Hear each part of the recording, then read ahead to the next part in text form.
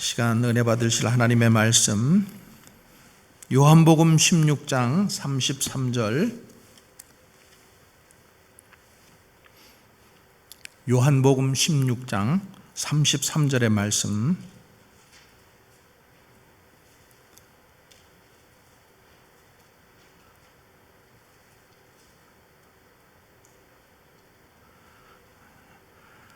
함께 봉독합니다. 이것을 너희에게 이르는 것은 너희로 내 안에서 평안을 누리게 하려 함이라. 세상에서는 너희가 환난을 당하나 담대하라. 내가 세상을 이기었노라. 아멘. 또 한 구절 빌립보서 4장 4절에서 7절 말씀 보겠습니다. 빌립보서 4장 4절에서 7절 말씀입니다. 우리 함께 봉독합니다. 주 안에서 항상 기뻐하라. 내가 다시 말하노니 기뻐하라. 너희 관용을 모든 사람에게 알게 하라. 주께서 가까우시니라. 아무것도 염려하지 말고 다만 모든 일에 기도와 간구로 너희 구할 것을 감사함으로 하나님께 아뢰라. 그리하면 모든 지각에 뛰어난 하나님의 평강이 그리스도 예수 안에서 너희 마음과 생각을 지키시리라. 아멘. 하나님 아버지와 예수 그리스도로부터 오는 은혜와 평강이 여러분들에게 충만하시기를 주님의 이름으로 간절히 축원합니다.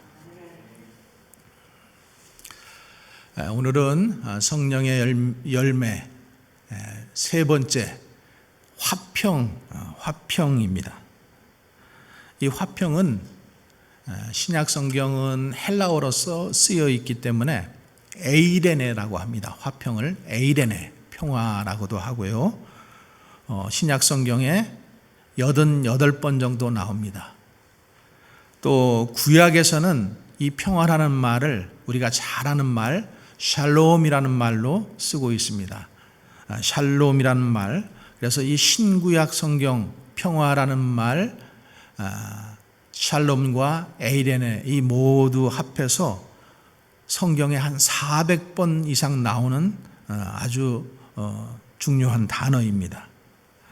이 말을 성경에서는 평화, 또 평강, 화평, 평안 이렇게 우리 말로는 번역하고 있습니다.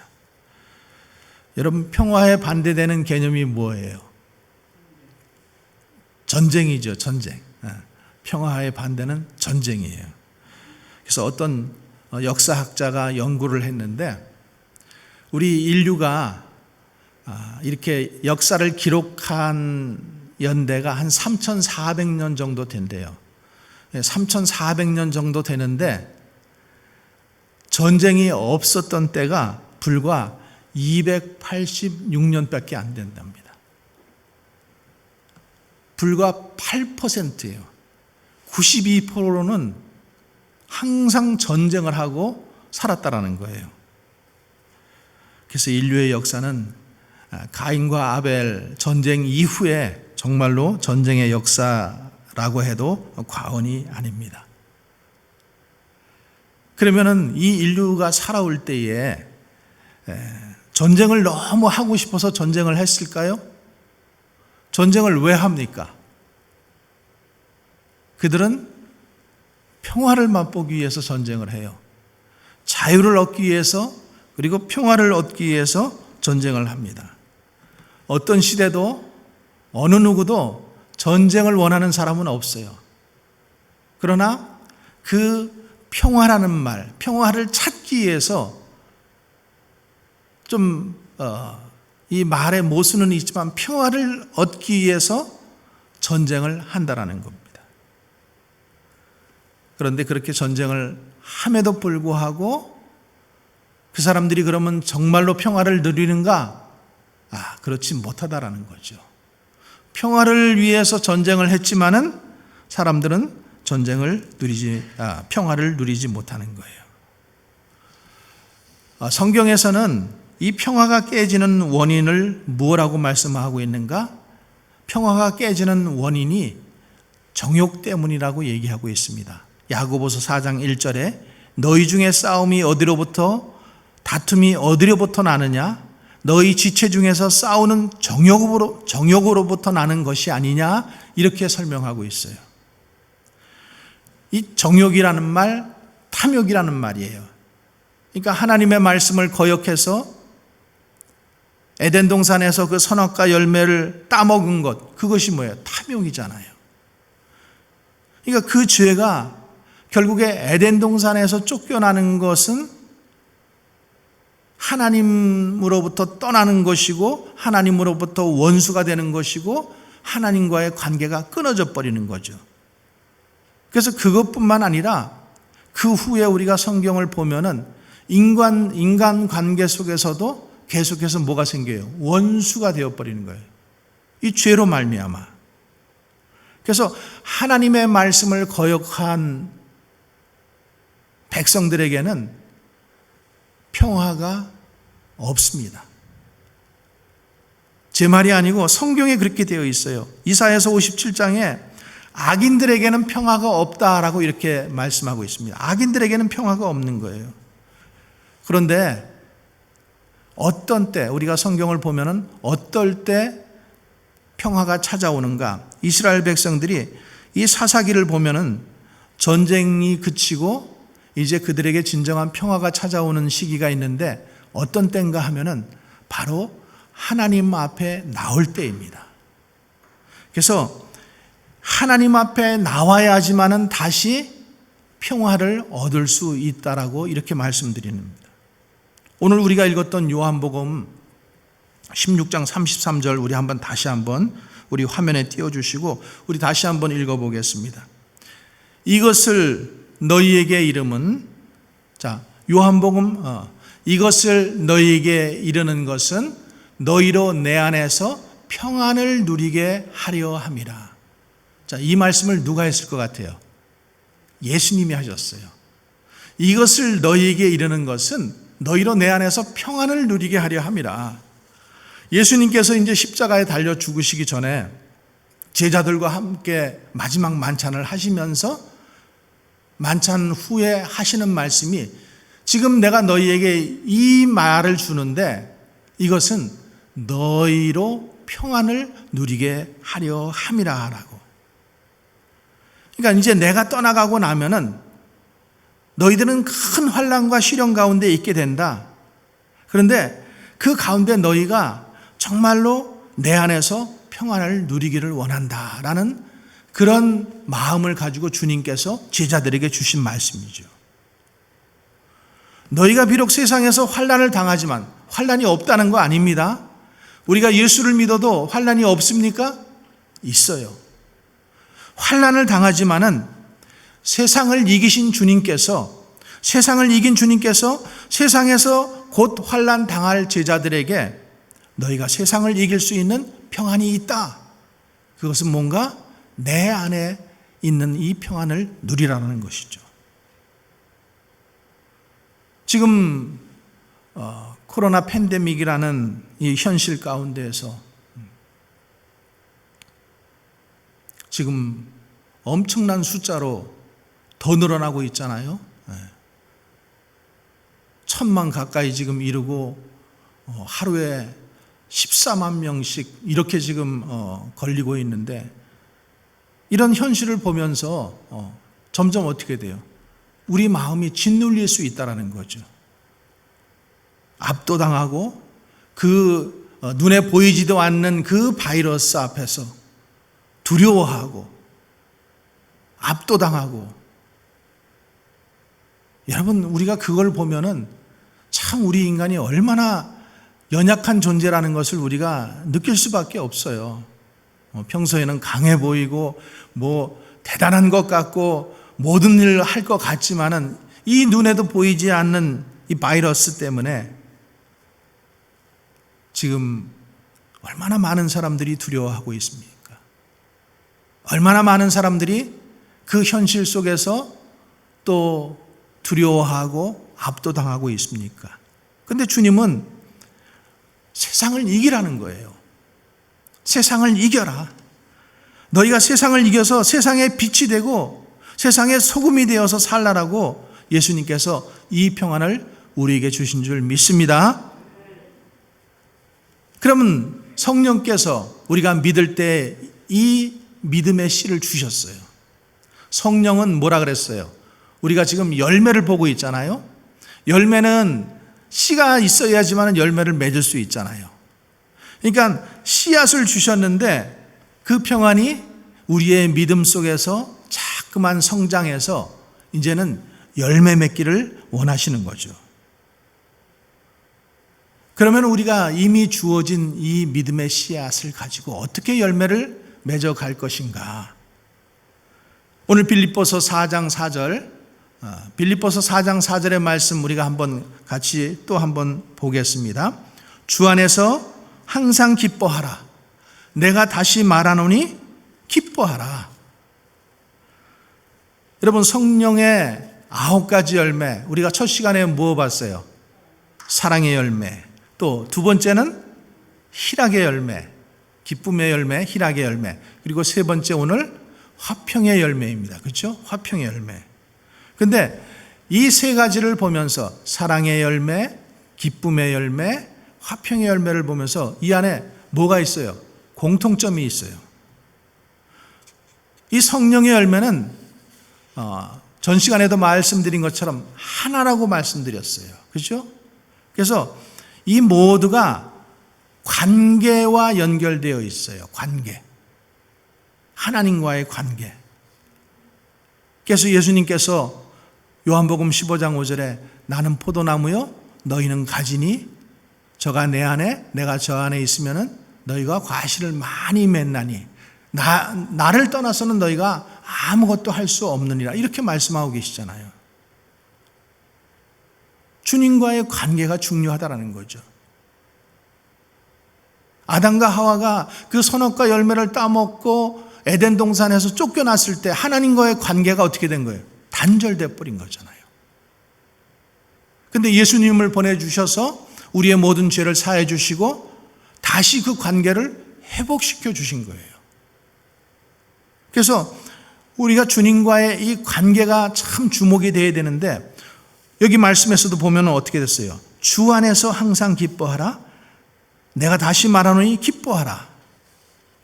지금 주 안에서입니다. 주 안에서. 그러면은 여러분 나는 포도나무여 너희는 가지니 저가 내 안에 내가 저 안에 있으면은 열매를 많이 맺나니 그랬을 때에 우리가 주님 안에 있다라는 것은 어떤 것일까요? 우리가 주님 안에 있다는 것. 내가 주 안에 주가 내 안에 있다라는 것은 어떤 의미일까? 내가 주 안에 있다라는 것은 내 인생의 모든 길을 내가 붙잡고 있는 것이 아니라 내 인생의 모든 길을 주님께서 붙잡고 계신다라는 거죠. 그게 주 안에 있는 것이겠죠. 하나님께서 우리의 인생을 이끌어 주시고 우리 주님께서 내 인생의 길을 붙잡고 계실 때 그때 우리에게 주님의 평안이 온다라는 것입니다. 여러분, 우리가 두려워하고 불안한 이유가 뭡니까? 두려워하고 불안한 이유는 나를 보기 때문에 그래요. 나의 한계를 보고 내 능력을 보고 내 자신을 보고 내가 가지고 있는 것을 보니까 자꾸만 두려워지고 불안해지는 거예요. 주변에서 일어나고 있는 일들, 지금 이 코로나 팬데믹이라고 하는 일들, 내가 할 수 있는 일이 아무것도 없어요. 조심해도 걸릴 수 있어요. 여러분, 조심한다고 무조건 안 걸리는 게 아니잖아요.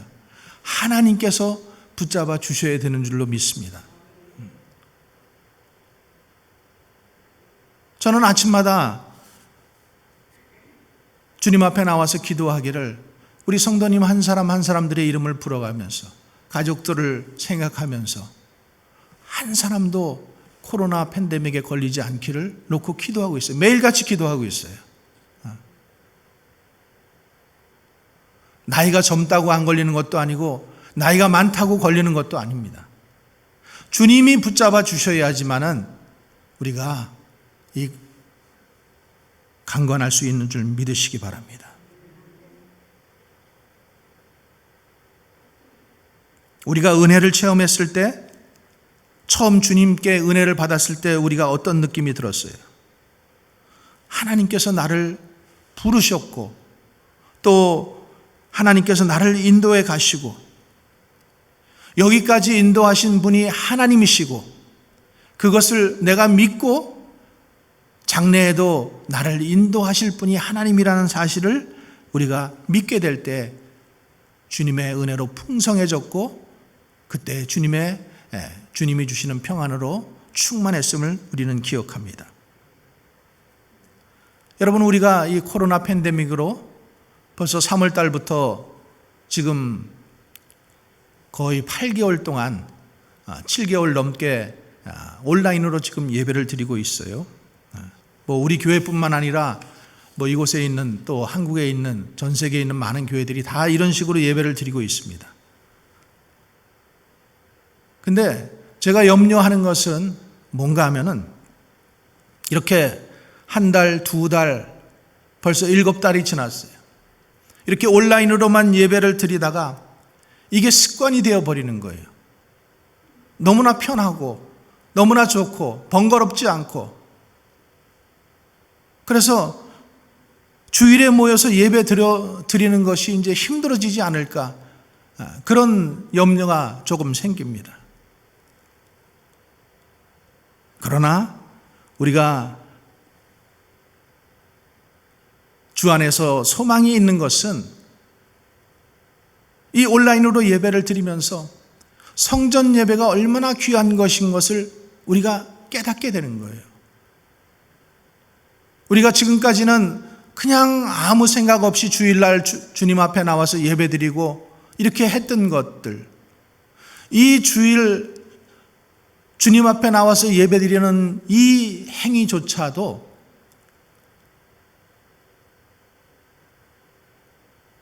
정말로 귀하고 아름다운 것이라는 것을 우리가 깨닫게 된다는 거죠. 내가 모이고 싶어서 모이는 것 아니고, 내가 안 모이고 싶어서 안 모이는 것이 아니라, 하나님 앞에 그 하나님을 사랑하기 때문에 하나님 앞에 나와서 예배 드릴 수 있는 것이 얼마나 복된 것인가를 깨닫게 될 때에 우리는 주님 안에 있게 되는 것이죠. 또 하나 오늘 말씀에 보면은 너희 관용을 베풀라 이렇게 말씀하고 있어요. 이 관용이라는 말을 제가 사전에서 찾아보니까 자신이 하나님의 무한한 사랑을 입은 자임을 알아서 타인의 죄가를 준엄하게 책망하지 않는 것, 이것을 관용이라고 이렇게 표현하고 있어요.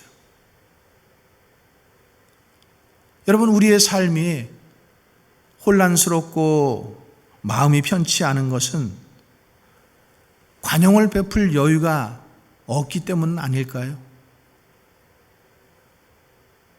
우리가 관용을 베풀지 못하니까, 이 여유가 없으니까 우리가 평안을 얻지 못하는 것 아닐까요?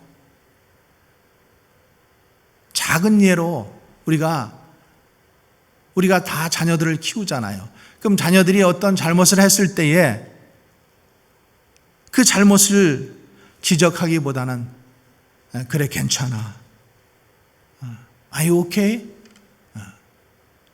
이렇게 얘기를 해 주었을 때, 근데 그런 얘기를 해줄 수 있는 마음의 여유가 없다 보니까 그것이 도리어 상처가 되어버리고 아픔이 되어버린다는 거죠. 이 관용이라는 말, 관용을 베풀라라고 하는 이 관용은 여러분, 우리가 가지고 있는 능력에서 나오는 것이 아닙니다. 이것은 하나님이 우리를 향해서 말씀하셨던 관용이에요. 그러니까 하나님께서 아까 말씀드렸잖아요. 관용이라는 것은 자신이 하나님의 무한한 사랑을 입은 자임을 안다라는 거예요. 내가 1만 달란트 탕감받은 자라는 것을 안다라는 거예요. 그래서 그 한 데나리온 빚진 자를 갖다가 내가 받은 하나님의 은혜를 생각하면서 자신도 탕감해 줄 수 있는 마음, 그것이 바로 관용이라는 거죠. 근데 우리는 1만 달란트를 내가 받았으면서도, 큰 은혜를 받았음에도 불구하고 우리 앞에 조금만 손해를 끼치는 자가 있으면은 지적을 하고 심판을 하고 책망을 하게 되는 그런 모습을 봅니다. 그러니까 그런 모습 속에서 결국에 우리의 마음의 평안이 자꾸만 깨어진다라는 거죠. 그래서 이 관용을 베풀면서 살아라라고 하는 것은 우리가 하나님께 받은 은혜를 생각하면서 내가 받은 은혜를 기억하면서 다른 사람들에게도 이것을 베풀며 살라라는 거예요. 너무나 그 작은 것 하나 때문에 아둥바둥하지 말고, 가게에 가서 그것 때문에 싸우지 말고, 화가 나가지고 멱살 붙잡지 말고 관용할 수 있는 마음, 내가 받은 하나님의 은혜를 생각하면서 저 알바생이 지금 실수할 수도 있지, 잘못할 수도 있지, 이런 너그러운 마음을 가지고 우리가 살아가는 것, 이것이 화평의 중요한 요소가 아닐까 생각합니다. 또 오늘 말씀에 보니까 염려하지 말고 감사하라고 했습니다. 염려하지 말고 감사하라. 그러면서 다만 모든 일에 기도와 간구로 너희 구할 것을 감사함으로 하나님께 아뢰라. 그러면 그 다음 절에 뭐라고 되어 있어요? 그리하면 모든 지각에 뛰어난 하나님의 평강이 그리스도 예수 안에서 너희 마음과 생각을 지키시리라, 이렇게 말씀하고 있어요. 그러니까 우리가 염려하지 말아야 돼요. 염려하지 말아야 평강이 온다라는 거예요. 여러분, 빌립보서 4장 6절의 말씀 한번 다시 봅니다. 우리 한번 같이 읽어보겠습니다. 아무것도 염려하지 말고 다만 모든 일에 기도와 간구로 너희 구할 것을 감사함으로 하나님께 아뢰라. 아무것도 염려하지 말라는 거예요. 성경에서 가장 많이 하나님께서 말씀하시는 말씀이 염려하지 말라예요. 두려워하지 말라, 염려하지 말라. 이 말씀을 왜 하셨을까요? 우리는 조금만 일이 있어도 염려하는 사람들이라는 것을 주님이 아셔요. 그 염려와 두려움 가운데 살 것을 아시고, 그래서 염려하지 말라라는 거예요. 염려해봤자 그것은 시간 낭비라는 거예요. 염려해봤자 네 키를 한 자라도 크게 할 수 있느냐? 염려해봤자 네 머리를, 하얀 머리를 까만 머리로 만들 수 있느냐? 공중에 나는 새를 보라, 들에 있는 백합화를 보라. 하나님이 입히신다 이거예요.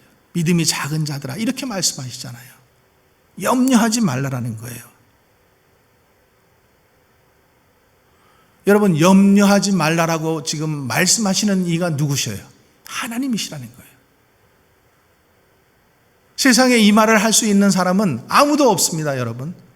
오직 전능하신 하나님만이 이 말씀을 하실 수 있어요. 그분은 전능하시기 때문에. 그래서 아무것도 염려하지 말라. 내가 책임지겠다.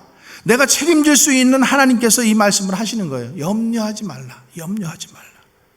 염려하는 것은 시간 낭비고, 염려하는 것은 인생의 낭비다라고 말씀하시는 겁니다. 여러분, 하나님이 지켜주시지 않으면은 우리가 오늘까지 살 수 있었습니까? 우리가 지금 예배 끝나고 나가면서 어떤 일이 일어날지를 우리가 알 수 있습니까? 아무도 모르는 거예요. 내일 일을 우리가 알 수 있습니까? 하나님께서 지금까지 지켜주셨기 때문에 우리가 살았고, 오늘도 이 자리에 모여서 찬양하고 예배하는 것, 앞으로도 주님께서 지켜주실 것을 우리는 믿는 것입니다. 염려하지 말고 감사함으로 하나님께 아뢰라. 기도하라는 거예요. 기도. 하나님께 아뢰라. 그런데 우리는 자꾸만 이것을 잊어버려요. 이 말씀을 잃어버리고 그 말씀하신 분이 누구인지를 자꾸만 잊어버리고 또 무슨 일만 보면은 자꾸만 염려하게 되는 거예요. 또 여기 염려하지 말고 감사하라는 말은 또 이런 의미가 있습니다. 이사야서 26장 3절 4절에 보면은 주께서 심지가 견고한 자를 평강하고 평강하도록 지키시리니 이는 그가 주를 신뢰함이니이다. 너희는 여호와를 영원히 신뢰하라. 주 여호와는 영원한 반석이심이로다. 주를 의지하라. 주를 신뢰하라. 여러분, 성령에 우리가 9가지 이 열매를 생각하면서 사랑은 하나님께 속한 것이라고 했어요. 희락은, 기쁨은 하나님 안에서 나오는 것이라고 말씀드렸어요. 그리고 오늘 이 화평은 우리가 하나님을 의지함으로써 하나님의 화평, 하나님의 평안이 우리에게 온다라는 겁니다. 그런데 우리가 하나님과의 관계에서 주의해야 할 것이 하나 있습니다. 진짜 평화와 가짜 평화를 구분할 줄 알아야 돼요. 여러분, 지금 북한이 핵을 만들고 그 핵을 가지고 평화를 지금 외치고 있어요. 실은 그들이 가지고 평화를 외치는 것은 뭐예요? 다른 요구 조건을, 이 핵을 가지고 실은 억압을 하는 거죠. 자기의 그 요구 조건들을 이루기 위해서 핵을 가지고, 이것은 뭐예요? 가짜 평화라는 거죠. 그러니까 거기에 끌려다니면 안 되는데 자꾸만 거기에 끌려다니니까 혹시 저 속에 평화가 있지 않을까? 정말 저들이 얘기하는 대로 저것만 내려놔 준다면은, 그러면은 우리나라에 평화가 찾아오지 않을까?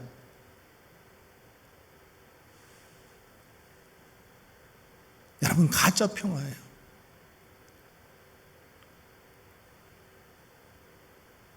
연세 드신 분들은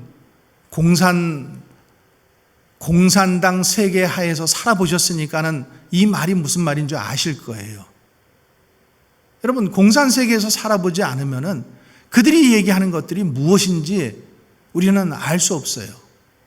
그러나 공산 치하에서 살아봤으면은 그것이 거짓말이라는 것을 우리는 금방 알 수 있는 거예요.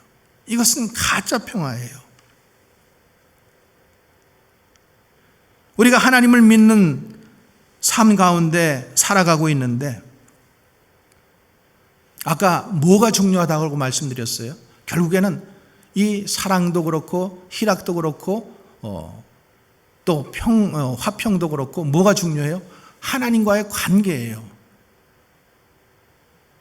근데 우리가 신앙생활하면서 아무런 관계, 하나님과의 관계 없이 살아가는, 그렇게 신앙생활하는 사람들이 있다라는 거죠. 종교생활하는 사람들, 그냥 교회만 다니는 사람들을 말씀드리는 거예요. 이건 마치 제가 이런 비유를 말씀드리면은 좀 적절한지는 모르겠지만은, 여러분, 여기서 가짜 부부로 사는 사람들이 있잖아요. 자기의 신분을, 그 영주권 문제를 해결하기 위해서 부부도 아닌데 부부처럼 사는 거예요. 그러면 그 둘이 부부가 관계 없이 살아가고 있는 거예요. 자기의 목적만 이루기 위해서 그냥 두 사람은 살아가고 있는 거예요. 그럼 그 사람들이 정말로 부부라고 할 수 있습니까? 이게 가짜 부부죠. 가짜 부부. 하나님을 믿는다고 하면서, 하나님은 결국에 관계인데, 아무런 하나님과 관계없이 내가 그냥 주일날 교회 나오고 그냥 이 뜰만 왔다 갔다 밟고, 이것은 신앙생활이 아니라는 거죠. 아무런 관계가 없는 신앙생활, 하나님과 관계가 없는 신앙생활을 하고 있다는 거죠. 그러니까 우리가 늘 우리 스스로에게 질문해야 할 것은, 내가 하나님과의 관계 속에 늘 있는가? 우리들이 은혜를 경험하고 믿음을 가지고 그리고 하나님의 일을 하는데, 어떨 때 보면은 하나님과의 관계가 필요 없어요. 그 일을 해치우기 위해서 일을 하는 거예요. 교회 안에서도. 그러다 보니까 그 일 때문에 또 상처가 생겨요. 시험이 들어요. 그 일조차도 우리가 주님 안에서 하나님의 일이라고 생각을 하고 하나님과의 관계를 생각하고 이렇게 하면은 좀 더 좋은 화목한 신앙 공동체가 될 수 있지 않을까 생각합니다. 그거 없이 그냥 일만 해치우기 위해서 우리가 일을 하다 보니까 은혜는 받고 하나님은 믿는다고 하면서도 하나님은 온데간데 없고 하나님 내가 알아서 할게요. 하나님은 그냥 저 옆에 계세요. 이런 식으로 우리가 믿음 생활 또 주의 일을 하지 않나 저와 여러분들이 늘 묵상해 보면서 질문해 보면서 생각해 봐야 할 문제라고 생각합니다. 하나님이 우리를 부르셨을 때 우리는 하나님 안에 있었는데 언제부터인지 하나님과는 관계없이 살아가고 있다면은 신앙생활하고 있다면은 하나님의 일을 하고 있다면은 그래서 하나님이 우리들에게 주셨던 그 관용과 모든 지각에 뛰어난 하나님의 평강이 깨어져 있다면은 그것은 가짜 평화라는 거죠. 나로 인하여 누군가의 마음의 평화가 깨지고 있다면은 이것은 가짜 평화라는 거죠. 여러분 지난주에도 말씀드린 것처럼 성령의 열매라고 말씀드렸어요. 씨가 아니라 열매예요. 이 성령의 9가지 열매는 열매이기 때문에 어떻게 된다 그랬어요? 보여요. 밖에 드러나 보이게 되어 있어요. 드러나게 되어 있어요. 누군가는 보게 되어 있어요. 그러니까 우리가 성령의 열매, 사랑의 열매, 희락의 열매, 기쁨의 열매, 이 화평의 열매를 맺는 것은 나로 인하여 누군가가 화평을 누려야 되는 거예요. 누군가가 기쁨을 누려야 되는 거예요. 누군가가 사랑을 느껴야 되는 거예요. 하나님과의 관계 속에 있다라고 하면서 나 아무 문제 없어. 나는 하나님과 평안해. 이것은 하나님의 그 성령의 열매가 아니라는 거죠. 내가 하나님으로 인해서 화평의 열매를 맺었으면은 이 열매는 보이게 되어 있고 바라보는 누군가에게 이 화평의 열매가 전해지지 않고 전달되지 않는다면은 그 화평의 열매는 거짓이라는 겁니다.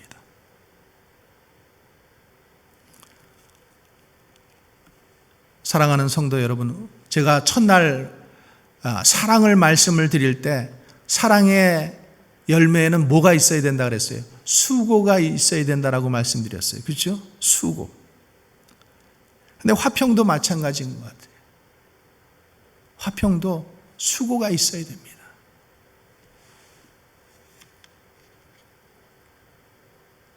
오늘 빌립보서 4장 4절에 또 말씀하고 있어요. 너희가 아무것도 염려하지 말고 다만 모든 일에 기도와 간구로 너희 구할 것을 감사함으로 하나님께 아뢰라. 이렇게 하면은 하나님께서 어떻게 보상을 해주시는가 하면은 그리하면은 모든 지각에 뛰어난 하나님의 평강이 그리스도 예수 안에서 너희 마음과 생각을 지키신다라고 했어요. 모든 지각에 뛰어난 하나님의 평강이에요. 지혜보다도 이 세상의 어떤 지식보다도 뛰어난 하나님의 그 평강, 그것이 예수 그리스도 안에서 우리의 마음과 생각을 지켜주신다라고 했습니다. 또 오늘 5절에 너희 관용을 모든 사람에게 알게 하라. 모든 사람입니다. 우리가 받은 은혜, 이 성령의 열매를 모든 사람에게 알게 하라는 거예요. 내가 사랑하고 싶은 사람만 사랑하고, 내가 용서하고 싶은 사람만 용서하고, 내가 기쁜 사람, 내가 좋은 사람만 사랑하는 것이 아니라 모든 사람이라고 성경은 말씀하고 있어요. 이 모든 사람이라고 하는 이 말씀이 오늘 여러분들의 가슴에 새겨지시기 바랍니다. 여러분, 집안에서 손자들을 키워보시면 아시잖아요. 할머니, 할아버지들은 아셔요. 할머니, 할아버지가 되면은 그냥 손자들에게는 무한한 사랑이에요. 다 용서하고 다 이해가 되는 거예요. 자식에게는 안 돼요. 며느리한테는 안 돼요. 그죠? 왜 그럴까요? 그러니까 내가 용서하고 싶은 사람, 내가 사랑하고 싶은 사람에게는 모든 것이 용서가 되는 거예요. 이해가 되는 거예요. 오늘 여러분 이 말씀, 모든 사람에게 우리의 관용을 나타내라고 하는 거예요. 내가 좋아하는 사람에게만 이해하고 사랑하고 용서하는 것이 아니라 우리가 한 교회 안에서, 한 공동체 안에서 모든 사람. 그리고 그 다음 말씀이 또 뭐예요? 모든 사람에게 알게 하라. 주께서 가까우시니라. 주께서 가까우시다라는 거예요. 주님이 오실 날이 가까워졌다라는 거예요. 우리가 주님 앞에 설 날이 가까워졌다라는 거죠. 지난주에 어떤 분이 저한테 전화를 하셔가지고, 목사님, 제가 이제 어느덧 80이 되었습니다. 근데 이렇게 그분하고 전화를 나누면서 그분이 하시는 말씀은 이거예요. 80이 됐는데 내가 아직도 이 땅에서 해야 할 일이 너무나 많습니다. 이것도 해야 되겠고 저것도 해야 되겠고 사업도 더 어떻게 해야 되겠고, 그래서 이 사업체를 좀 우리 자식들에게 이렇게 물려주고 싶습니다. 제가 그분과 전화를 이렇게 끊고 나서 생각했어요. 야, 이분은 하나님 앞에 쓸 준비를 아무것도 하지 않고 있구나. 나이가 80인 게 중요한 것이 아니라, 물론 100세 시대니까 그분이 아직도 20년을 더 사실 수도 있겠죠. 그러나 언젠가는 우리가 하나님 앞에 서야 되는데, 오늘 말씀에서도 주께서 가까우시니라 이렇게 말씀하고 있잖아요. 주님은 오실 날이 가깝고 우리가 주님 앞에 설 날이 가까운데, 너희 관용을 모든 사람에게 알게 하라.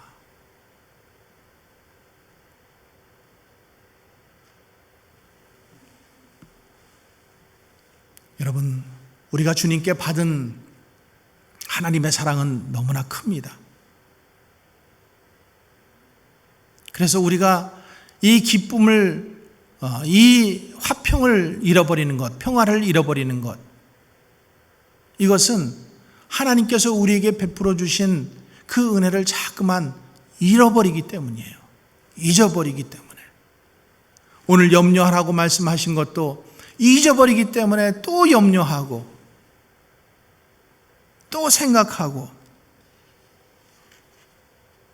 그렇게 해봤자 아무 소용이 없는데도 시간을 낭비하고 인생을 낭비하고 있지 않습니까?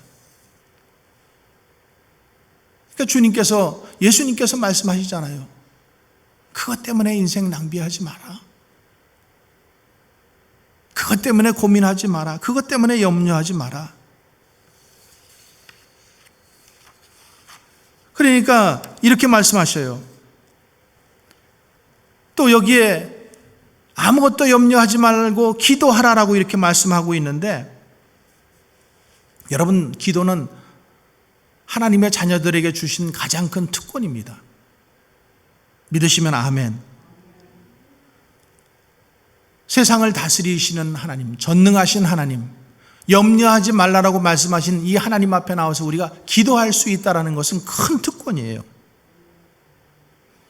여러분, 우리는 물 한 그릇 정한수 떠놓고 그 앞에 비는 게 아니잖아요. 나무로 만든 우상 앞에 지금 엎드려 비는 게 아니에요. 허공에다 지금 비는 게 아니에요. 우리는 살아계신 하나님, 천지를 만드신 하나님, 전능하신 하나님 앞에 나와서 우리가 기도하는 거예요. 예수님께서 우리에게 기도를 가르쳐 주셨잖아요. 너희는 기도할 때 이렇게 기도하라. 하늘에 계신 우리 아버지여, 이름이 거룩히 여김을 받으시오며 나라가 임하옵시며 뜻이 하늘에서 이룬 것 같이 땅에서도 이루어지이다. 전능하신 하나님 앞에 나와서 우리는 기도하는 거예요. 하나님 앞에 기도할 때 믿음으로 기도하고,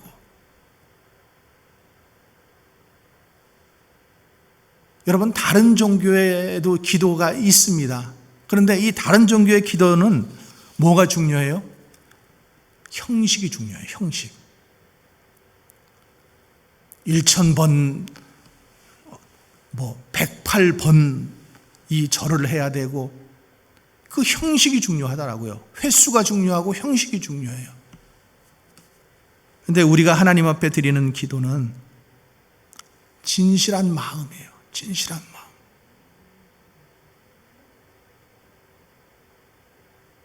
그 아버지가 나의 아버지고 그 아버지가 전능하신 아버지라고 한다면 그 앞에 나와서 나의 어려운 문제를 모두 털어내놓고 가는 거예요. 그게 기도예요. 어차피 우리가 해결하지 못할 것 주님 앞에 나와서 기도하는 거예요. 여러분, 내가 해결할 수 있으면 여러분 기도하겠어요? 기도 안 하죠. 하나님께 맡기고 가면은 하나님의 평안이 우리 안에 충만해질 줄 믿습니다. 세 번째로는 감사하라예요. 감사하라. 여러분, 감사는 선택입니다. 범사에 감사하는 것 선택이에요. 모든 일에 감사하는 것 선택이에요.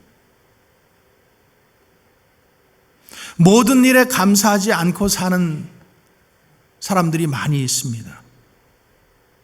그런데 예수님 안에서, 예수님으로 인해서 모든 일에 감사할 수 있는 것은 믿음이고 선택입니다. 내가 하나님을 선택하는 거예요. 이 코로나 바이러스로 인해서 어렵지만은, 불확실하지만은 하나님 앞에 감사하는 거예요. 예수님으로 인해서 감사하는 거예요. 그러니까 욥의 고백이 그거잖아요. 모든 것을 다 잃어버렸어요. 그런데 뭐라고 그래요? 나의 가는 길을 오직 그가 아시나니 나를 단련하신 후에 내가 정금같이 나오리라. 이 코로나 팬데믹이라고 하는 사태가 우리 한 사람 한 사람에게는 얼만큼 힘이 들고 얼만큼 고달프고 또 고통스러운 것이 될지 모르지만, 이것을 통해서 하나님은 우리의 믿음을 더 단련시키시고 정금같이 나오시게 하기 위해서 우리를 이끌어 가시는 과정이다라는 거죠. 그 일을 통해서, 이 일을 통해서 하나님께서 우리에게 새 일을 행하실 것을 우리가 믿음으로 바라보고, 또 나를 단련하신 후에 내가 더 정금같이 나올 것을 바라보고 그렇게 나아가는 것, 그렇게 걸어가는 것, 이것이 하나님을 진실되게 믿는 자의 삶이 아닐까요? 오늘 아무것도 염려하지 말라라고 말씀하십니다. 기도하고 감사함으로 하나님께 아뢰면은, 그러면은 모든 지각에 뛰어난 하나님의 평강, 하나님의 평강이 우리의 마음과 생각을 지킨다라고 했습니다. 환경을 보면 두렵고 염려가 되겠지만은 모든 것을 알고 계시고 모든 것을 주장하고 계신 전능하신 하나님께서 염려하지 말라라고 말씀하시고 계시기에 우리는 오늘도 그 말씀을 믿고 평안을 누리는, 그래서 평안의 열매를 많이 거둘 수 있는 주님의 백성들 되기를 주의 이름으로 간절히 축원합니다. 기도하겠습니다.